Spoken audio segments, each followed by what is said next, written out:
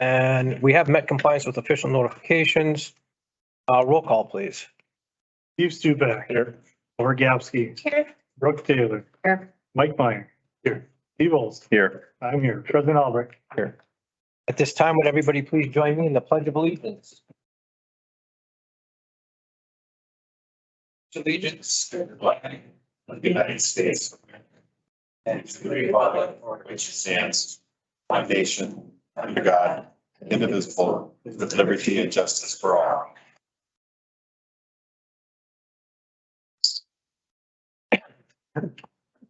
All right, action taken at today's meeting will be final approval unless otherwise noted. This meeting is a meeting of the Board of Education held in public for the purpose of conducting the school district's business and is not to be considered a public community meeting. There is a time for comments by members of the public during the meeting as indicated on the agenda. Members of the public wishing to address the board on any of the topics included on tonight's agenda may do so by completing a public comment sign-up sheet. Some have already signed this. And handing it up here to Ann up front. Comment should be focused on the items being considered by the board and should be restricted to no more than 3 minutes in length. With that, moving to disposition of minutes from February 13th, 2023. Move to approve. Second. Motion and a second. Any discussion? Hearing none, all's in favor signify by saying aye. Aye. Opposed? Motion carries. All right, with that, move into the report of the superintendent. Got a couple things. We have a couple things. First is our March Spartan Showcase. And tonight I want to recognize our counselors at Northern Lights Elementary School. They were nominated by staff at the school. Chrissy Plash is here tonight. Erin Osnes is our other counselor. She's not with us tonight, but I just want to read the nomination form. It says both Chrissy and Erin work tirelessly at Northern Lights to ensure success for all students. They check in with staff, family members, and students on a daily basis. Both counselors give up prep time and lunch to meet the needs of students, staff, and families. If a student is struggling, they work hard with a team to develop a new plan that works for all. If we are in need of resources, they seek out resources in our community and our school. They hold small groups and one-on-one sessions for students. This person's students in particular love the time that they spend with the counselors. And one student even said on his first day in meeting with Mrs. Plash, this is definitely the best day ever. Each week and day and hour is different, and they are constantly striving to make changes as needed. I can't believe how lucky Northern Lights is to have both of them. Additionally, another comment was made that they always approach problems and challenges with a solution-based mindset with the best interest of the student in mind. Chrissy and Erin are not only our students' #1 advocates, but they also are supporting staff each and every day. They provide professional development to paraprofessionals on a monthly basis, and they're consistently sharing their knowledge with our staff. They have exceptional leadership, and we are better at Northern Lights because of them. Thank you.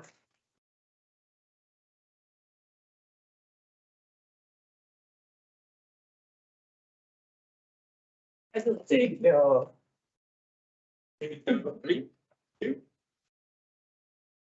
was a lot. All right. Thank you. Thank you. Thank you.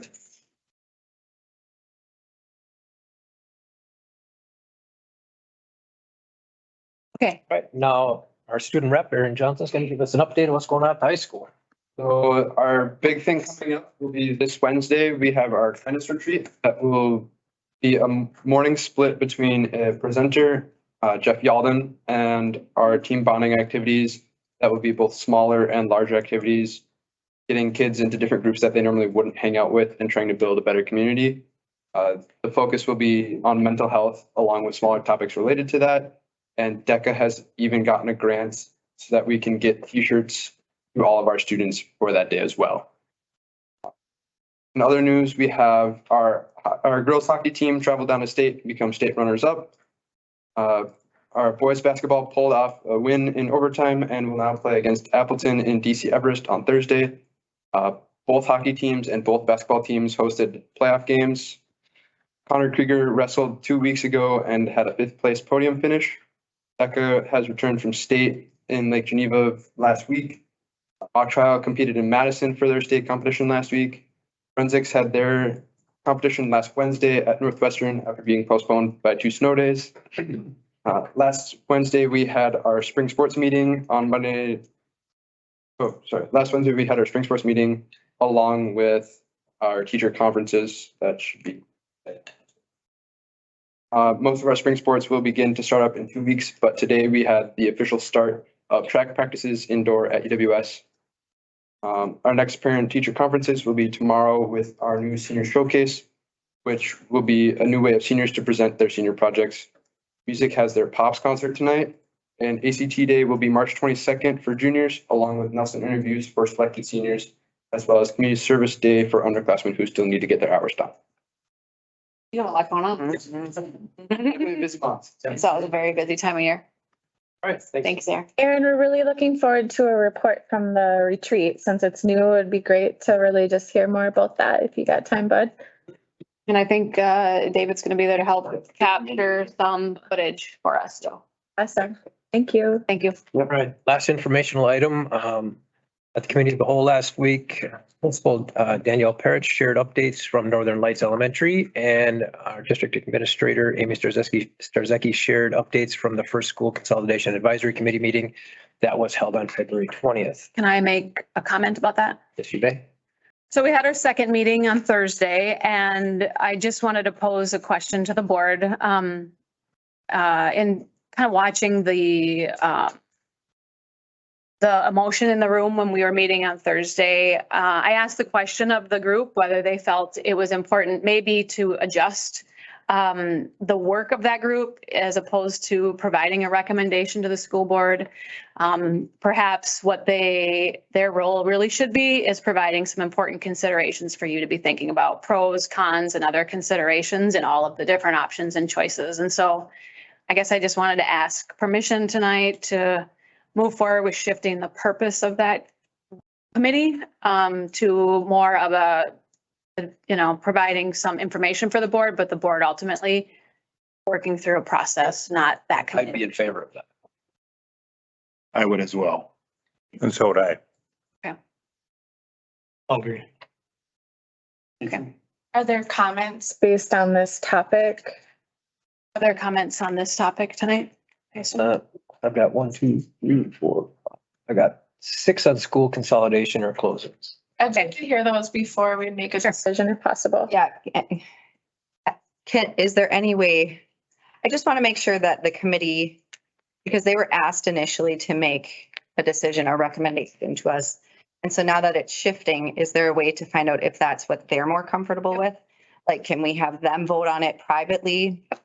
I have a survey created. I told them I'd follow up with them. I kind of wanted to get some information from this board tonight and share with them that I wanted to make sure that was an option before I offered it up as an option. So I certainly will survey them and I can share those. I mean, ultimately, it's our responsibility. Ultimately, Right. Ultimately, you make the decision. Ultimate decision. Right.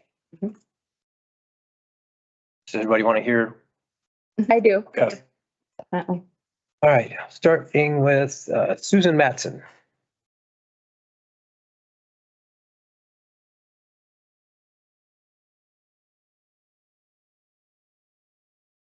Yes, and I stated that. I mean, try to hold it to 3 minutes. My best, I'll talk fast. Good evening, my name is Matson, 40-year resident of the town of Summit. Area. I'm here to express my strong objection to the possible closing of our rural schools. Our rural community, and it's just that community, loves, trusts, and supports Four Corners School. And I know Lake Superior Elementary School parents feel the same way. Four Corners is a hub of activity and community glue for students, teachers, staff, bus drivers, parents, grandparents, and neighbors are all involved. Now we face the possibility of suddenly having to deal with losing our schools. Why? We have not seen detailed numbers on how closing rural schools will make up for $4 million project deficit. Only recently and not easily, we learned that our 2 rural schools could be on a chopping block. How long has this been planned? Why hadn't the school district made this public sooner? We have not learned of any detailed studies to look into alternatives. Are we now in a time crunch because of this lack of information that was not made public? How soon does the board plan to make a decision? Have you taken into consideration that closing rural schools will pose the risk of losing students to other schools and districts? One alternative that I had heard suggested is moving students from the lowest performing school to the Cooper School. If that school is one with the greatest need, shouldn't they be a priority? Closing that school, which is in a prime location in terms of sale value, is a viable alternative if we're talking about selling school buildings. The Consolidation Committee minutes stated that a member raised the question of property values being affected by closing schools. The committee was told, no, this would have no effect. This is not accurate. The National Realtors Association supports the assumption that home buyers definitely consider the availability of good schools in deciding where to buy and where to live. Real estate sales ads include information about proximity of schools, and appraisers consider school availability in determining appraised values. Also, it's my understanding that only one person on the Consolidation Committee thought that any school should be closed. Everyone else voted that all 6 elementary schools should remain open. I don't know that those committee members wanted to just give away that duty of being on the committee either. They're looking forward to the next meeting. I appreciate the opportunity and right to have express our opinions. I want to end on a good note. My 2 daughters graduated from Superior Senior. They have a good education and had a wonderful experience there. They both went on to become teachers, in part due to the influence of their teachers. My 2 granddaughters graduated 5th grade from Four Corners School, where they too received a great education. They both attend the middle school. Now, my grandson currently attends Four Corners and is thriving there. He loves going to school every day. And this morning he was all excited to get out and play Yeti with his friends at school. Four Corners is great. Lake Superior Elementary is great. Please keep these schools open. And thank you for your attention. Thank you.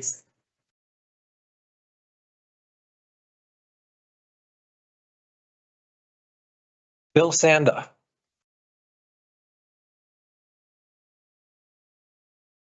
Hello, my name is Bill Sanda. I'm a Four Corners parent. I'm strongly opposed to closing any schools. Has the district communicated with legislature regarding possible plans to close a school? I spoke with Senator Quinn on February 20th. He was recently here and toured our schools. He was unaware of the school district considering the option to close a school to overcome their projected budget deficit. Unfortunately, according to him, no one informed him of this proposed decision. Yet the district is attempting to place all blame on state funding alone. The recent addition of lacrosse at $40,000 per year and a new accountant position at $72,000 per year does not send a good message to the Wisconsin legislature or the community that we are in financial trouble. How can you say there is a predicted deficit when you have such a large fund balance? How can you justify moving large amounts of money to this fund? You have not shown us where closing a school would yield enough financial gain to have an impact on the projected deficit. The board needs to provide better financial information and what the expected cost savings are. There is still a cost with educating and transporting children from a closed school. We have not been shown data to support the expected financial gain and effect on your projected budget. Please help the community to understand. Thanks for your time. Thanks, Bill.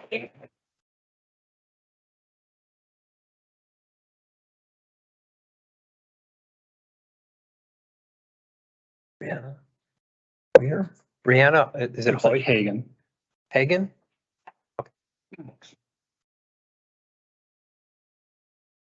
Doesn't get any easier. Hi, my name is Brianna Hagan. I'm a Four Corners parent and also a PTA secretary.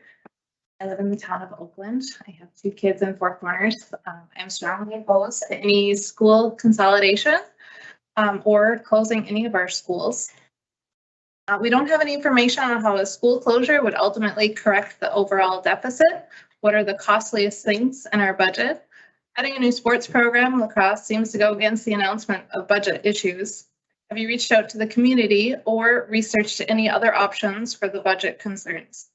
What have other schools done? Not all the public schools in our area are in this position of a major budget deficit.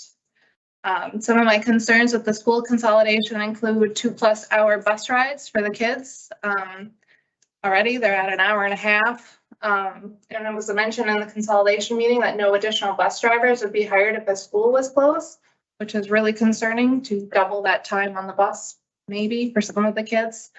30+ kids in a classroom is a lot of stress on teachers and not the best learning environment for our students. Removing the rural learning environments that include maple syruping, snowshoes, nature trail walks. Right now, they don't need transportation. And then breaking up our close-knit communities, both at LSC and Four Corners. And then also our property values decreasing. Also put their kid on the bus for 2.5, 3 hours to get to town. And all of these options negatively impact our children. Ultimately, parents want what is best for our kids, and a Superior School District isn't going to look out for the best interests of our kids. Parents are going to send their kids to surrounding districts. I strongly recommend that none of the schools be consolidated. Thank you. Thank you.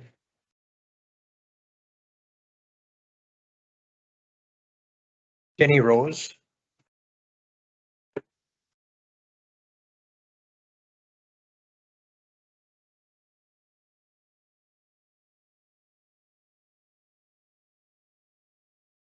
Hello, my name is Dr. Jennifer Rose. I was originally coming here tonight to talk about the school closure and to make it clear that I was strongly opposed to closing any of our rural schools. But now, not only that, I'm also here to say I am strongly opposed to taking this away from a committee that has demonstrated that they are indeed capable of taking on this task. I was a spectator at the previous meeting, and our committee was amazing. I have to say that the committee members that were there were a great representation of our community, both in city and rurally. Don't take that away from them, because they have demonstrated they are capable and they have made clear recommendations thus far. Like I said, I'm strongly against closing any of the rural schools. And right now I'm wondering, is the Superior School District really suited to serve rural families? Closing a rural school makes me feel that this district is not the best option for my rural family. Closing a rural school is not the option. Closure of either rural schools or any school doesn't necessarily yield enough financial gain. And the school district has not shown the full expected effect that closing a school is going to have on this projected budget deficit. The board needs better projected financial information on what the actual future cost savings are going to be for closing each building. If indeed you're already determined not to keep 6, there is still a cost to educate and transport these children, and the financial impact of a closure is minimal. It does little to nothing for your projected deficit overall. Even less when you consider the number of families that may choose to leave your district. Who suffers? Rural children suffer, rural families, rural property values, and the rest of the district too, because in the end, it still has little impact on the projected deficit. Why target rural schools? Why not target is probably the incorrect word, but why not focus on underperforming schools? Why are we only focusing on rural and not underperforming? Why not consolidate an underperforming school and in turn provide a better opportunity for our at-risk children? We identified some amazing people here today that are working in these difficult situations. These underperforming schools are in need of more. And a school like Cooper was designed to provide just that. Cooper could easily absorb a large portion of Northern Lights, and the very high performing programming of Cooper would be an immeasurable benefit to the at-risk population of, say, Northern Lights. Why do you feel that closing rural schools, schools that are meeting expectations, is going to be a benefit to the district as a whole. We haven't demonstrated this expected impact. So considering moving Northern Lights to Cooper, this wouldn't necessarily displace any more children than closing another rural school, because the plan is to change attendance areas anyways. That alone is going to impact even more children. Similarly, I don't agree with the opinion statement regarding Lake Superior being an easy sell compared to Four Corners. Why? Northern Lights would certainly be easier. I'm not saying close low than Northern Lights, but it would be more profitable to sell, and currently it costs a lot more to operate. Better yet, why not sell this building? After all, we should be talking about what's going to benefit our district's future and the predicted budget deficit most. Has anyone come forward with interest in purchasing either of these properties? Is that a driving force? We have not considered how small the actual financial impact is in comparison to the impact of closing a rural school and what that would do to hundreds of families and the community. Your decision alone could cause a massive exit from this district. We chose to raise our family in the rural area, specifically so they could attend a rural school. Choosing to close a rural school shows me that this district is not suited to serve my family, and I'm sure most rural families feel the same. And the fact that the district has even suggested any school closure as an option without further calculation of the potential savings makes me question if this is truly the right decision for our community in general. Regardless of your decision, as I said, I'm opposed to school closure, and I'm also opposed to taking this away from the committee. But thank you for hearing our concerns.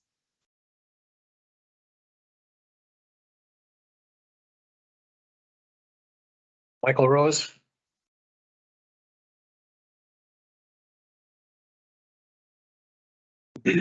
Hello, I'm Michael Rose, parent to 3 boys out at Four Corners Elementary.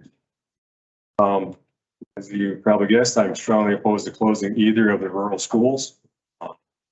Question, when will this final decision be made by the board? And will the board be making the final decision on or before your April 10th meeting? Families may be delaying major life decisions like buying and building homes based on this. People want to know, so they'll have time to consider enrollment elsewhere before the April 28th open enrollment deadline. You have stated closure will not occur until the following year. However, families like mine with children in kindergarten do not want to start their kindergartner in a school their child will not be able to continue to attend. I recommend you look into other options.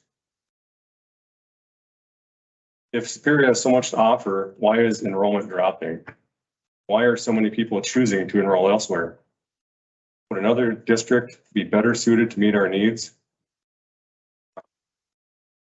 Also, we have not been provided with financial information on the minimal impact of what closing a school does for the projected budget deficit. Thank you for hearing my concerns on this issue.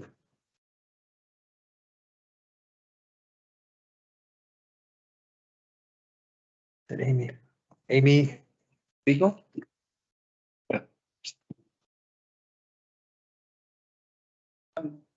For those of you who don't know me, my name is Amy Fiel. I have a 5th grader at Four Corners. I just wanted to bring some concerns forward and some statistics that I kind of was digging up along the way. So I attended the committee meeting of the whole last week, and I appreciated seeing some of the answers to the questions get brought forth to the meeting from the committee this last meeting that you had. Specifically seeing the operational budgets for all schools as on the annual. That was nice to see, but what would be more beneficial, would be seeing that over a period of time, 2019 to current, looking at that operational costs and those budgets as how they've changed just before COVID, so how COVID impacted them, and seeing where they're at today when we're on the kind of coming back up from COVID and seeing what that looked like. It'd be really nice to see. Also, when I was reviewing the expenditure reports that we have, specifically the one that was presented during the meeting from June 2022, just kind of looking at what that last before the fiscal year would restart over. You had 56 line items on that report that were over budget, consisting of over $2.2 million. If everybody kind of stuck to what their budgets are, what's the point of having one if we're not going to stick to it? And if these departments aren't going to be held accountable for that? Specifically, the superintendent's office itself was $45,000 over budget. So just things to consider. We have to look at holding our own lines accountable before we consider taking away from those areas of the population who are seriously benefiting.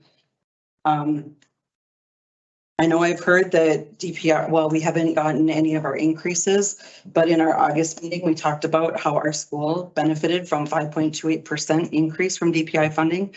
I just want to make sure that we're not saying we're not getting an increase, because we did get one of some sort, no matter what the capacity of it is. I'm sorry to interrupt. Can you repeat that again? Sure. There was a 5.28% increase from DPI in our I believe in our 2022-2023 funding, or we got that 30. Yeah, thank. Okay. I wasn't sure where it came from, but we did get some sort of an increase on that. At the annual meeting that was stated, it's an increase in equalization aid. Thank you. So in discussing the school consolidations, a big part of that is transportation. On a statistic that was stated, I was glad to see it was fixed in the FAQ documentation that was out there. David noted that there was approximately 724 square miles that were consisting of the Four Corners area, which isn't accurate because you have 3 towns that are technically double townships consisting of 78 lineal miles. We probably want to make sure that we consist that correctly. We're talking road miles, not square miles as a whole.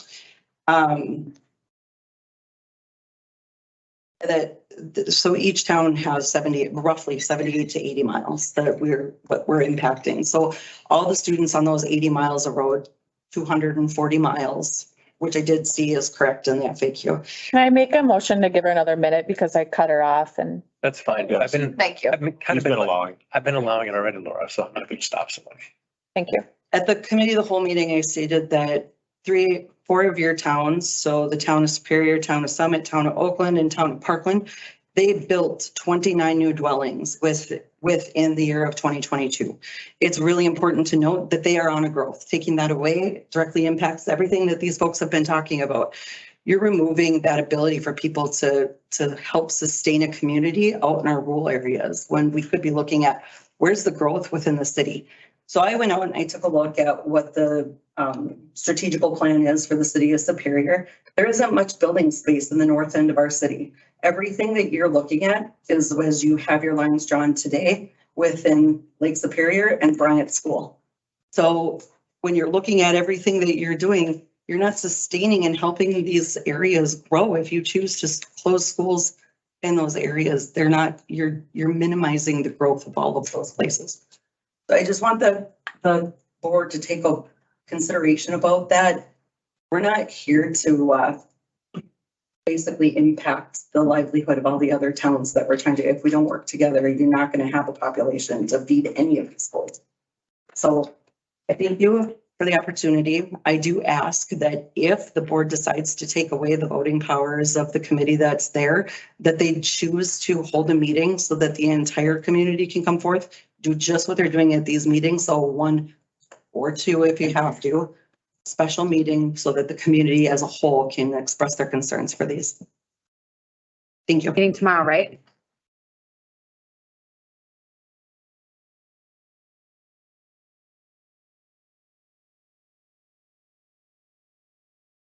Is everybody on the list for school closings? I have nothing else.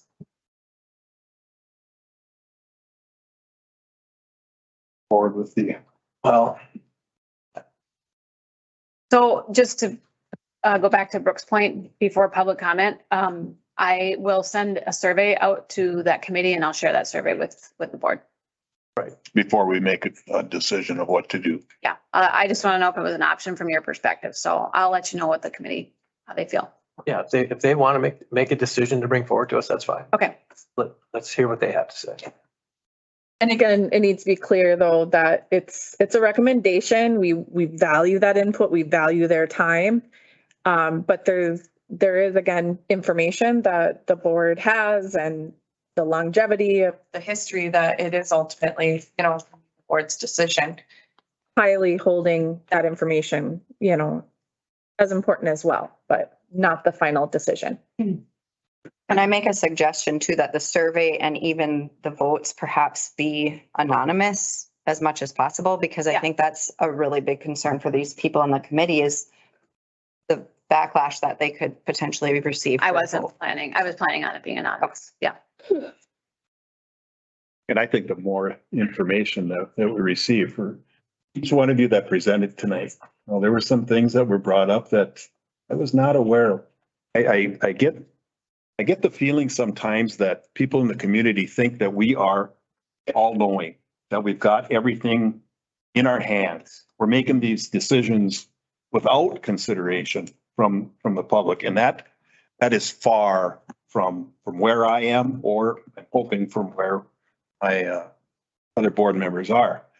The more information we have, that is going to help us make, to use the term, informed decision. This isn't easy. I was at Pantsu, closed. I was at Franklin, closed. I was at Itasca, closed. I was at Washington, closed. I know from those people that I worked with the impact that had on those communities. And I just need more information for me to help me make my decision. So I appreciate everybody that was here tonight. Anyone else? All right. Just one action item under my report. I see that. New action item. I just wanted to thank everybody for coming in and giving us the information. All right, there's one new action item. It's an updated action item. Consideration of an overnight field trip request from the Superior High School Music Department to attend Festival Disney on the Imagination Campus. And to approve. Second. Motion and a second. Is there any discussion? I was curious about, I saw the band is going to be looking at fundraisers and things like that. But of course, we have band students that are low income. And so even if we fundraise, is there other options to look at, equity for kids that are maybe not able to still pay for that? How do we handle situations like that? Matt, did I see your names on there? If they're know any more about I saw your name. question? What activity You can't talk about. Yeah. Matt signed it because the one I initially signed got lost in the shuffle somewhere, and I was down at the state office. Or Matt, that's not. I did, can I speak? Yeah, go ahead, Eric. Yeah. I did meet with the music folk, and they did have, obviously they needed approval before they went asking for a fundraiser as well. There are also some additional funds. I know that within, the foundation, does support students, with grants, in those situations. So I know, I think there are ways, there are things that we have done internally within the high school as well. Yeah, just like Ed was saying, our sports, free and reduced hot lunch, still might not be super affordable. So I was curious if there's other options to make it eligible. It's a great opportunity. Any other discussion? Is it the staff paid on the trip? I know they're funding themselves to go, but are they also paid for us? They're not taking a personal day to go. They're not, I'm not sure if you guys, they're not it's not one of those tours where the teachers get theirs paid for by signing some of those students, or it's during school time in the spring break. They're not receiving additional compensation. I think I remember it's maybe 1 day out of school. 2 days. So yeah, we would support a sub but there's not an additional, salary. They're not getting paid extra. And they are working. I saw the ratio was 1 to 20 kids. So that would put me down for a nap for sure.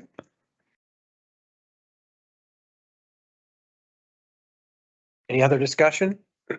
Oh, yeah, I had one. Yeah, find it here. In a second. I don't know who Dan is, but previous experience a staff member had in conducting overnight extended student trips, it says Dan, separate sheet is attached. Didn't see the separate sheet, so I don't know what he had to say. I don't even know who Dan is either, so. Dan's the band director. He's a band teacher, all right. Yeah, Do you there know- was a sheet about his, he used to direct the UMD band and also other high school bands. There was a listing of a number of things. I guess is there experience of overnight? Yeah, there was a good deal of experience of overnight chaperoning. These types of things. Yeah, he was just at the band or the state tournament, right? Yeah. Was it? He was at the state tournament last week. Any other discussion? Hearing none, all's in favor signify by saying aye. Aye. Opposed? Motion carries. There were no discussion items on this report, so that would conclude the report of the superintendent.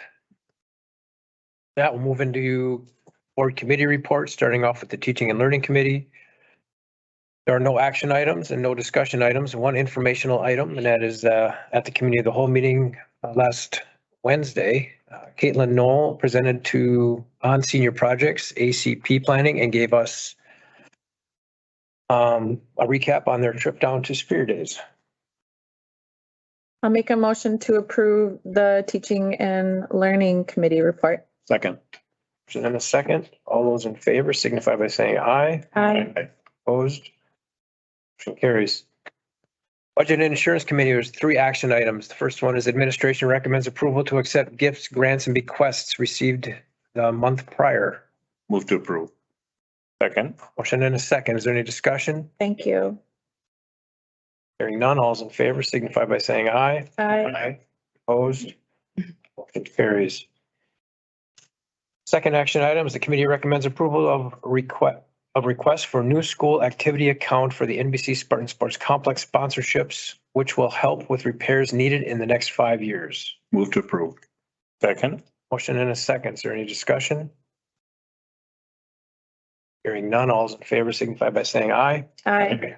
Opposed? Motion carries. The last, administration recommends approval of the annual donation in the amount of $1,000 to the School District of Superior Scholarship Foundation, Inc.'s Student Activities Fund. Move to approve. Second. Motion and a second. Is there any discussion? Hearing none, all's in favor signify by saying aye. Aye. Opposed? Motion carries. There are no discussion items. The one information item, expense update and reviewed. Anything new on that, Shannon? No. With that, I'd entertain a motion to accept the Budget and Insurance Committee's report as presented. Second. And then a second. Discussion? Get each other. I know. Hearing none, all's in favor signify by saying aye. Aye. Motion carries. Legislative Committee, no action items, no discussion items last week. 2 informational items. The legislature's Joint Legislative Council has released the final report of a special legislative study committee that spent much of the summer and fall reviewing current barriers to the sharing of administrative or other services between school districts, exploring the statutory creation of incentives to encourage efficiencies, including school district consolidation, and considering methods for sharing services. Also last week, Governor Evers announced details of his budget initiatives for K-12 education, including an overall increase of $2.6 billion. That figure includes significant investments in special education aid, increases in revenue limits and general aid, increases in the low revenue ceiling, and more. Just as I think we pointed out last week, just because that's the number that's out there on the table does not, that's what we're going to get. If I could point out too, the first one talks about district consolidation, has nothing to do with what we're Right. talking about with schools. They're 2 separate things and it has really nothing to do with the district, but it's a legislative up. More for smaller schools that combine. I mean, districts. And that second one, like President Albrecht said, that's just the ask right now, and that's not a final. It's gonna be more back and forth, but don't read into that. That's not a final numbers. We get teased with that every year. And again, these remainder of these articles, if you want to dig deeper into them, are on the WASB legislative updates page. With that, I entertain a motion to accept the legislative committee's report as presented. Move to approve. Second. Motion and a second discussion. Hearing none, all those in favor signify by saying aye. Aye. Opposed? Motion carries. Personnel and Negotiations Committee, we have 3 action items.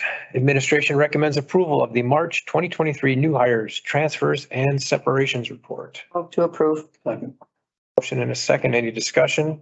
Looks like we have a lot of retirements, so salute to service will be coming up, I suppose. And yeah, thanks to everyone. Yep. I'd like to thank all the retirees for their time and commitment. Cannot believe Miss Shardy's retired.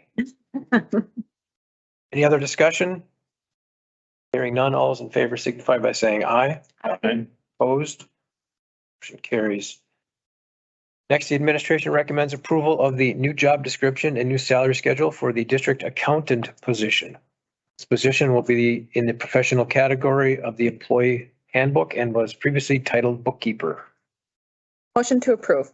Second. Motion and a second. Any discussion? Just a reminder, this is not a new position. This is replacing the bookkeeper position. So Any other discussion? None. All those in favor signify by saying aye. Aye. Opposed? Motion carries. Last, the administration recommends approval of the updated job description for the following positions in the professional category. That is the food service operations supervisor, previously titled culinary supervisor. Move to approve. Second.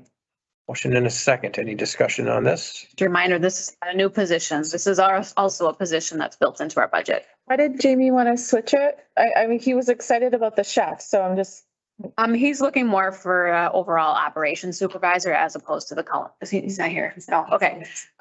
He spoke to it a little bit last week, but okay, sorry. looking more for a similar model that our transportation and our facilities model has had. Okay. Thank you. He said it should end up almost saving us, didn't he mention that? Yes. Nice. Save his budget. Yeah, and it's his budget.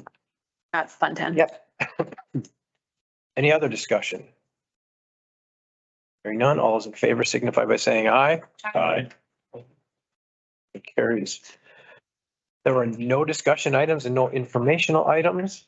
So I would entertain a motion to accept the Personnel and Negotiations Committee report as presented. To approve.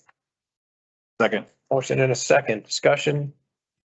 Hearing none, all those in favor signify by saying aye. Aye. Opposed? Motion carries. That concludes the reports. Now we'll move into other reports by members of the board. Mr. President, I just wanted to update the board on the CISA meeting for more transparency, given what's coming down the pipeline here. Their new specialty is superintendent searches. So they've conducted some. They are really focused on smaller schools. In the past, we've used WASB. So they're just trying to fill in another gap, particularly up in this area, and have been able to do so. So they're feeling successful about that. They talked about just some other conferences. They talked about their special education consultant, and that is someone that we have utilized. So she had, talked about just partnering with the Superior School District. And again, that's the purpose. The purpose of the co-op is to serve 17 school districts to kind of fill in when we need them, to step in for these important roles. But what I really wanted to focus on is that thankfully, and thank you to our district, we were able to pass these vital services to help them move out of the other building that they've been in that is inhabitable at this point of where it's at. It is a safety hazard. There are bats, things like that. And they were able to this time, because this is the second time we voted on it, be able to pass the motion to purchase the new building. What our CISA board, which I'm the representative on at this point, is focusing now on is what to do with the sale of the old building. And so the CISA board will make that decision and then get it passed, just like we did for the purchase of the building, come back to the school board to discuss what to do with it. Now, it is a building that could be potentially sold for $1. It is not going to be bringing in a ton of revenue, but in the situation that they are able to sell it, we want to bring it to the boards on what to do with any proceeds. It's not going to be a very large amount, as you can imagine, divided by 17 school districts. And what is a little bit controversial, in my opinion, is Dominic or Dr. What's his face? Help me, Amy. Madison, thank you. He is asking that CISA Board of Control considers allowing them to keep it for building renovations and improvements that they need. Again, we don't know. I know, Steve. We don't know how much money that would be. I asked him for a list. I said, okay, show me what do you need fixed then? I want to see like what those costs are. And he didn't have one, but has yet since shared an email with me and Amy of what they would need for building modifications. For the new building? For the new building. Just to like, what do you call it? Like rebuild to like their specifications or what their needs are, because it was. You'd say there's minimal renovation. It is minimal. It's turnkey was the original. Yeah, something like that, dental or chiropractor, yeah, something like that. So there's just a few things they wanted to change. Oh yeah, country kitchen. Country kitchen. That's what it was prior to that. So that's to be determined. They're having a hard time getting the minimum number of board members to meet to vote on that. We haven't had a quorum because there needs to be at least 8 in attendance and folks are falling short on that. So that's where it's at. Obviously, you know, it'll be brought to you once CISA board has kicked it to school boards and districts to vote on it as well. So that's just coming down the pipeline, and I'll share with you what I got and Amy got as far as like what they're hoping to do for upgrades. And it comes to around $100,000. That's it. Any questions? They're not coming for additional money though. No, it's not additional. It's if there's a sale. Building, Dominic would like to keep it for these. I will say the message from the superintendents has been, don't come back for more money.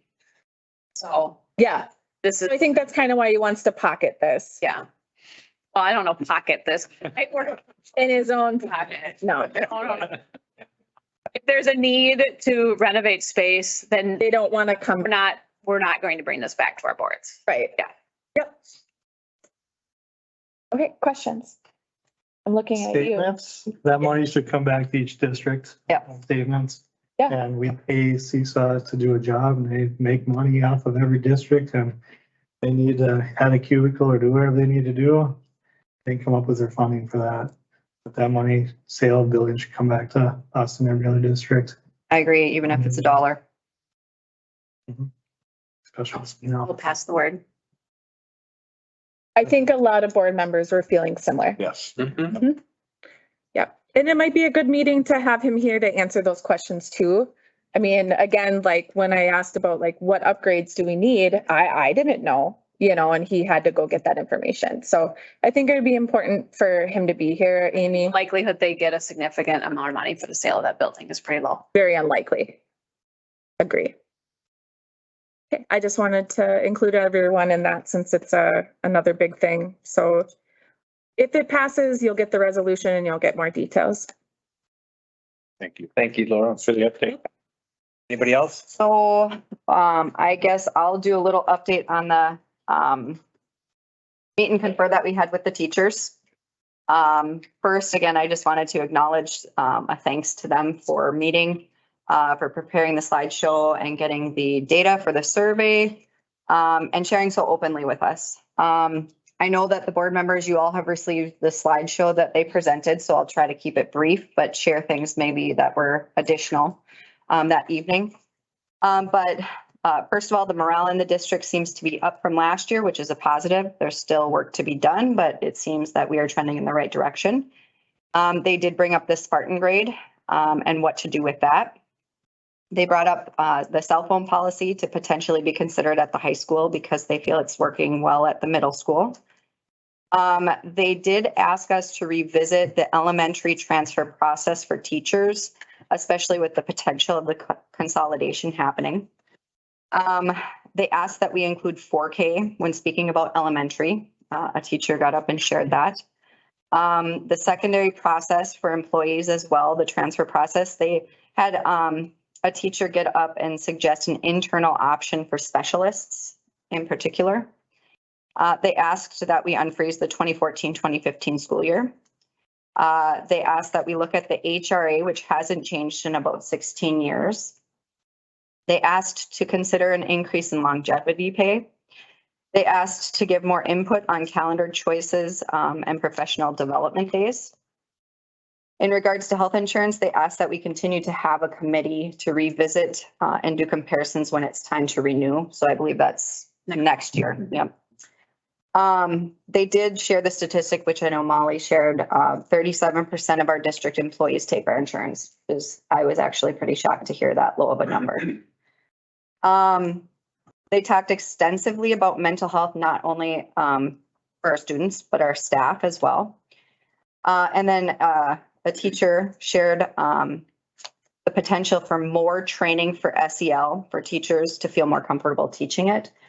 Some are doing so, some are not. Some are having students more so be involved in it, not feeling like they're maximizing what they're supposed to be doing with it. And then last, the discussion around standard-based grading. They included only the secondary level, so middle and high school. They had a survey that 8.5% would choose the current standard-based grading model we are using now. And that's only of the staff that participated in the survey. 8.5% had no opinion on it. And that leaves then the 82.9% were wanting either an improved standard-based grading system, a traditional model, or a blend of the two. And so the ask is that we create a task force to solve some of the issues behind standard-based grading at the secondary level. I wanted to end with something that they said that evening. We are better when we work together. And I fully believe that and think it's very important. And I think that's something that hopefully we all can agree on. So I just appreciated them sharing so openly and freely with us that night. I know Ed was there as well, so I don't know what you have for updates as well, but. I'm trying to read my notes as you go. Sorry. So don't duplicate anything. Are you done? Yes. Okay. Thanks, Brooke. Yep. I'm gonna try not to duplicate anything here. Going down the list, you guys all seen the slideshow, I'm sure. Staff transfer processes, mostly high school, middle school. Again, talking about course specific, want to see a change there. Again, frozen steps, they would like to see the 1 year unfrozen. Say everybody was affected by that freeze, and then they mentioned that some staff could have been affected a little bit differently, whether they had bachelor or master's degree too. So in all, they'd like to see the one step unfrozen. HRA, they asked for an increase. I think they said they're at 1,300. They asked for an increase to that. Longevity pay, an increase. That was because of the comparison between the admin roles as well as other cities such as Duluth being higher where we're at. Special development, they wanted a full working day. And then again, same thing, input on the calendar. And they appreciate the ability to being able to vote on the calendar as well. And they said they would like to have a record day so they can just get caught up with the classes and not have to go to other lectures and whatnot, but just be able to catch up on their work. Talked about health insurance. Like Brooke said, 37% are using the health insurance. So there's could be some work to be done there. mental health was big, not just with the children. We talk about this all the time with children, but also we got to think about staff. Maybe trying to find some kind of mental health program or mental health day or something with them. They did talk about possibly looking at that HSA or HRA, however you want to see it, and thinking of those additional funds as being used for mental health care for the staff in general.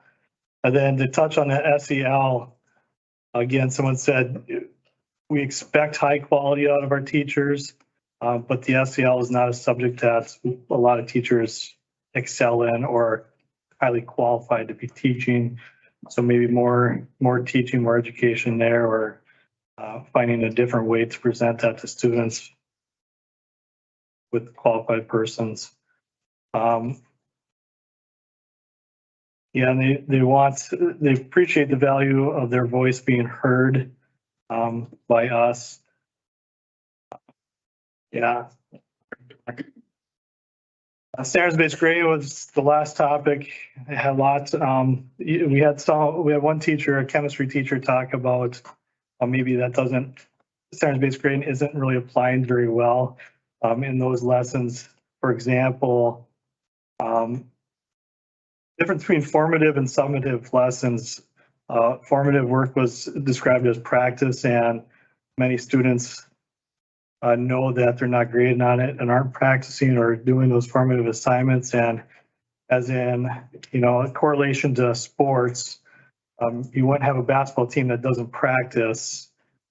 Why do we have in education students that aren't practicing for that test or, assignments? They're just not the need to do it. Same thing with summative or not really trying hard on the first test, knowing that they can retake it. Again, there's the statistics on what teachers would like to see moving with standards-based grading to improvements or using the traditional or a blended method. They also talked, again, students to see their grade conversion sooner so that they know what their grades are at the end of this, probably more for high school. So they know where the grades are, where they need to improve to get better grades. They asked for parent-teacher training with standards-based grades, adding more accountability to those formative lessons, those practice assignments, and revisiting, reevaluating the conversion chart from the numbers to the letter grades were the big asks on that. Again, I'll just revisit the slideshow, and I'm sure Kyle would be willing to answer any questions in email or anything else. Should you have one on the slideshow? That's the quick update. All right, thanks, Ed. Anyone else? I just want to say it might be helpful to talk through the process that occurred for newer board members about what brought us to the standard grades-based learning, the whole thing, just to kind of have the foundation information. And then what does that look like bringing teachers into that conversation? Because it is something that took a lot of work, and I don't want to minimize that in any way, because we got to value both perspectives here. So that I just asked because I think only 3 of us were really involved in that process and knew about all the work that went into that. And this was feedback from the teachers, not us. Mm-hmm. Right. But it still might be helpful for board members to know that information. Know the history. Yeah. Anyone else? All right, then moving along, we'll move into district and program highlights. Just a couple things. This week is school social work week, so I saw that we were recognizing that, and it wasn't until just a few years ago when we were able to hire school social workers, so it's a big deal. We have one at the high school, one at the middle school, and one who supports our elementary program. Social workers are pretty cool. School social worker week.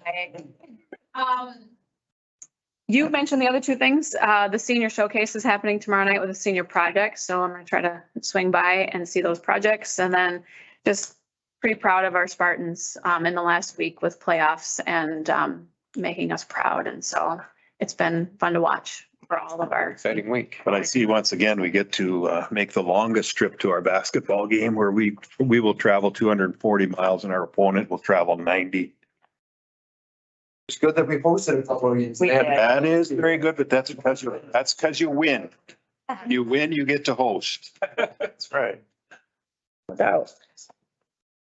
Anybody else with any program highlights? Okay, if not, consideration of bills and pre-approved bill. Move to approve. Second. Motion in a second. Any discussion? Pay the bills. Any other discussion? Hearing none, all's in favor signify by saying aye. Okay. Opposed? Carries. Last, we have comments by members of the public. We do have one more comment sign up here. Rick and Megan Hamilton. Hamilton. Yes, thank you for listening to us. I won't notice.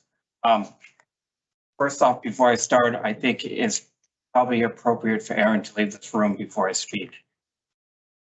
Anyone attending high school or middle school, please. Well, Aaron, you can take your stuff with you. Okay. I wasn't sure if that. I mean, bad. Do you have all your things? Yeah. Okay, all right. Bye, Aaron. Bye. Bye, Aaron. There. Okay. What I'm about to read further illustrates what everyone back here is stressing about. Our schools are in evidence right now that they're inadequate to be able to consolidate schools. And the evidence is right here. My wife sent an email to most of you this morning about my daughter attempting suicide. What you don't know is Thursday, she thought her life was useless because of the excessive bullying in the school district right now at the middle school. She attempted to take her life by drinking a half a bottle of Windex and multiple pills of Tylenol. Fortunately, what she doesn't know is she doesn't know what can and can't hurt her yet. But I'm going to read this now. My daughter, Alexis Hamilton, is an 8th grader in the Superior School District. She attended Superior Middle School up until February 16th of 2023, at which time we were forced to pull her out of Superior Middle School due to concerns for her safety. She has been bullied relentlessly her entire tenure at SMS. And we have repeatedly come to the school with our concerns for our daughter's safety. Our daughter has repeatedly gone to the school with her own concerns for her safety. She has been called names, had water bottles dumped on her, been yelled at, screamed at, kicked at, tormented, had trash thrown at her, objects thrown at her, and threatened to be killed because she's gay and socially awkward.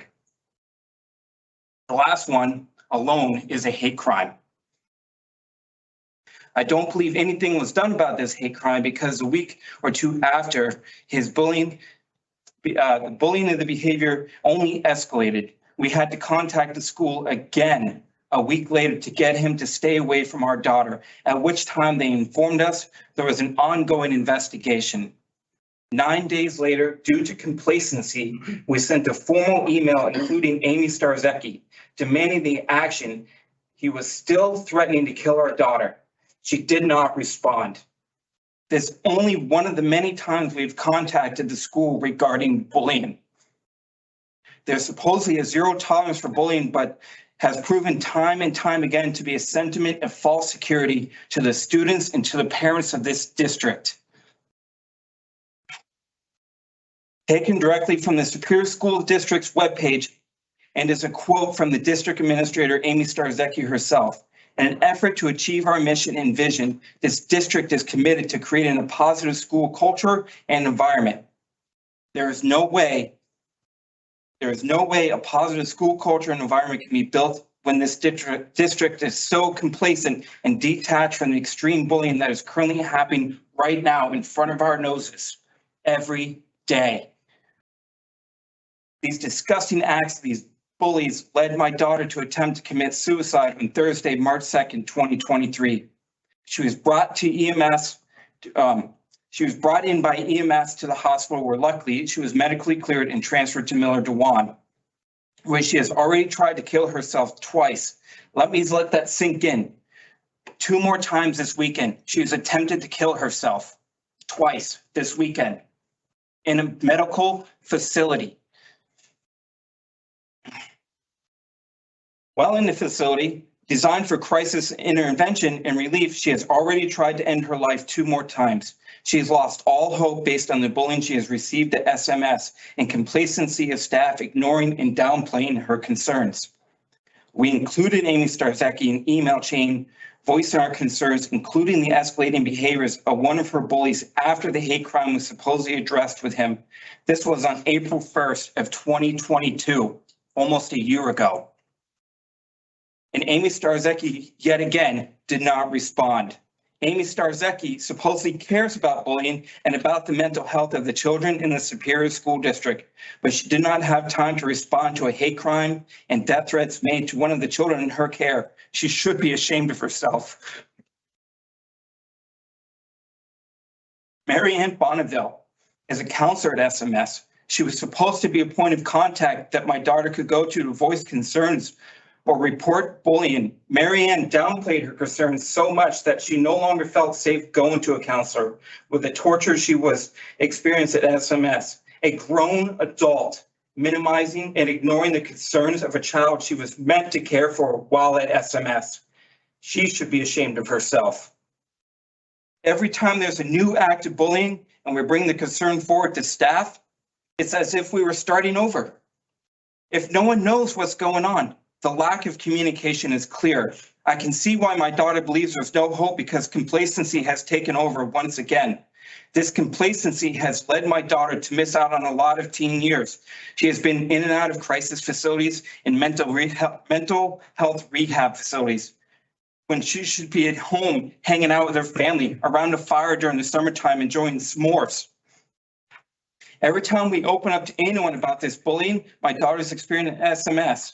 We're met with equal frustration and feelings of hopelessness and reports of their own children's concerns being dismissed and minimized and nothing being done about it every single time.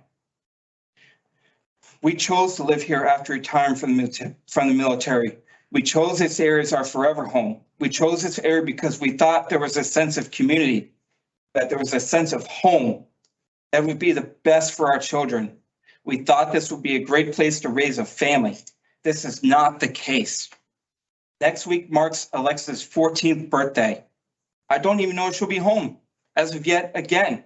She is in crisis over the bullying she has received at SMS. This is unacceptable. The environment at SMS that's fostered hate and contempt has become a breeding ground for bullying and must stop today. I will not allow this to continue. I will not allow any other family in this school district to go through the pain and suffering my daughter and our family has been through. We repeatedly pleaded for help from the school to prevent our child from becoming another suicide statistic due to bullying. She almost became a statistic Thursday. I am begging the school district for change. I am begging you on behalf of my family and the rest of the families in the school district. The turmoil that goes on in SMS is out of control, and you've all been far too complacent, far too long. My daughter deserves better. Both of my children deserve better. The rest of the families in this godforsaken school district deserve better. What is going to be your plan of action moving forward to prevent a death in your district, or will you be complacent too? Thank you.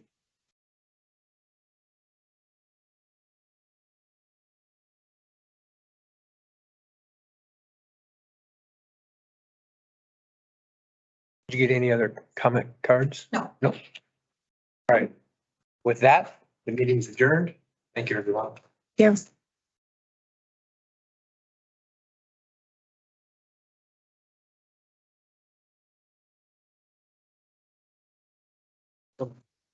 Somebody said. Let's state that I have no economic gain for this. Yeah, I'm sad. And you just showed it with some else. Hey, no problem. If you nothing, I had to do some. And read. So, did you read Sulik? You can come back and do job that. That's for a while. And Oh, by the way, then I came to be I want to improve it. Proctor should have that job. You can't see it. chemo tomorrow. Who's going to start with our staff?